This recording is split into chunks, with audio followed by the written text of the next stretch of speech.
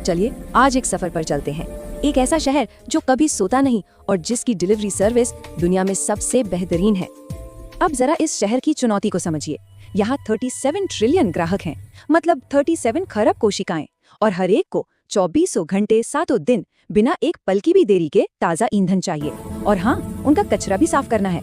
ये कोई छोटा मोटा काम नहीं है ना? पर कमाल की बात यह है कि हमारा शरीर ये काम हर सेकंड बिना झुके करता है। तो इस नामुमकिन से लगने वाले काम का हल क्या है? जवाब है हमारा सर्कुलेटरी सिस्टम, यानी परिसंचरण तंत्र। अब इसे सिर्फ बायोलॉजी के एक चैप्टर की तरह नहीं देखना है, नहीं, इसे ऐसे देखिए जैसे धरती का सबसे एडवांस्ड, सबसे बेहतरीन शहर हो। और यकीन मानिए, इसी नजरिए से हमें इसका पूरा सिस्टम समझ में आएगा।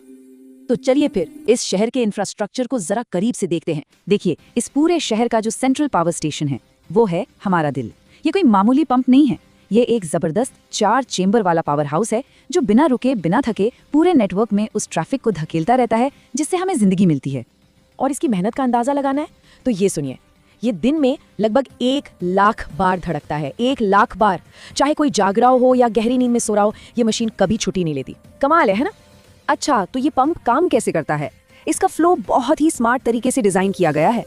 देखिए, जो इस्तेमाल हो चुका खून है वो पहले दिल के एक हिस्से में आता है, वहां से उसे भेजा जाता है फेफड़ों में, कह सकते हैं एक सर्विस स्टेशन में, फ्रेश होने के लिए।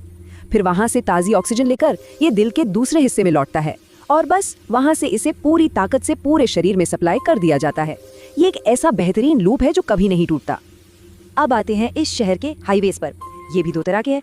पहले हैं मेन हाईवेज, जिन्हें हम धमनियां या आर्टरीज कहते हैं। ये दिल से ताज़ा ऑक्सीजन से भरा खून लेकर शहर के हर कोने तक जाते हैं। इनकी दीवारें मोटी और मजबूत होती है, भाई हाई प्रेशर ट्रैफिक जो झेलना होता है।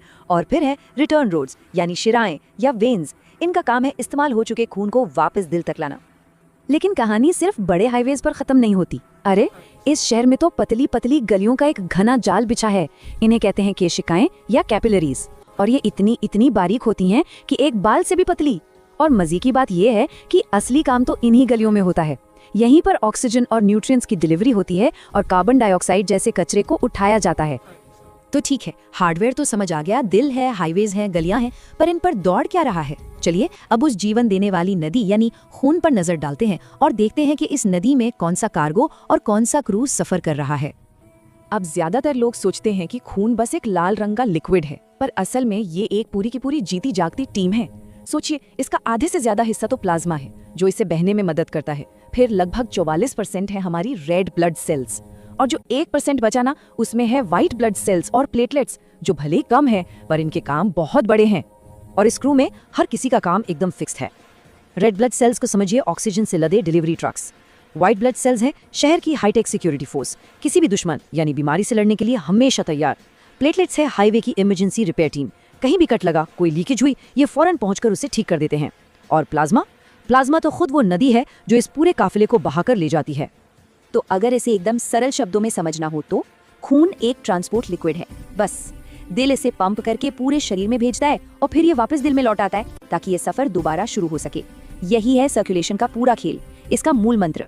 तो अब हम शहर के हार्डवेयर को भी जानते हैं और इसके कार्गो और क्रू को भी। तो अब सवाल ये है कि ये सब मिलकर इस कभी न खत्म होने वाले सफर को मुमकिन कैसे बनाते हैं? चलिए अब पूरी तस्वीर को एक साथ देखते हैं।